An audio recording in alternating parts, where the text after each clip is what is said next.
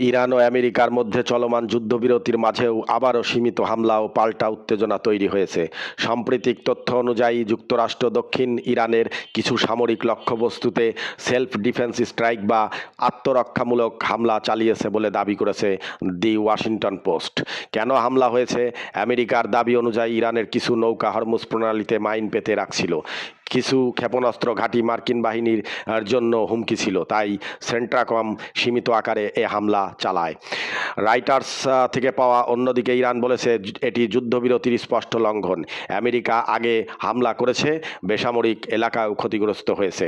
Al Jazeera থেকে পাওয়া ইরানের কী ধরনের ক্ষয়ক্ষতি হয়েছে? প্রতিবেদন অনুযায়ী কয়েকটি গুরুত্বপূর্ণ ক্ষতি হয়েছে।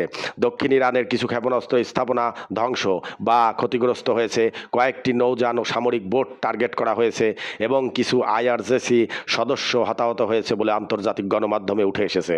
হরমুজ প্রণালীর আশপাশে বিস্ফোরণ ও অগ্নিকাণ্ডের খবরও পাওয়া গিয়েছে। দ্য গার্ডিয়ান এর আগে চলমান সংঘাতে ইরানের বিমান প্রতিরক্ষা ব্যবস্থা ও সামরিক ঘাঁটি, জ্বালানি অবকাঠামো এবং কিছু পারমাণবিক সংশ্লিষ্ট স্থাপনা ক্ষতিগ্রস্ত হয়েছে বলে বিভিন্ন রিপোর্টে উঠে এসেছে।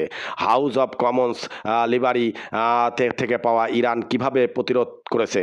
ইরান সরাসরি পরোক্ষভাবে ভাবে প্রতিরোধ করেছে।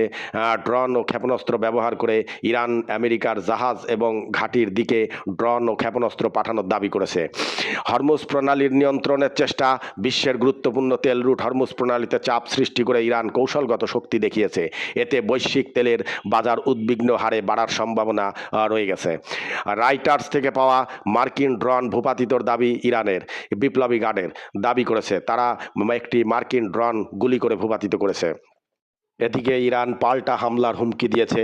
এটি যুদ্ধবিরতির লঙ্ঘন, স্পষ্ট, নিশ্চিত প্রতিশোধ নেওয়া হবে।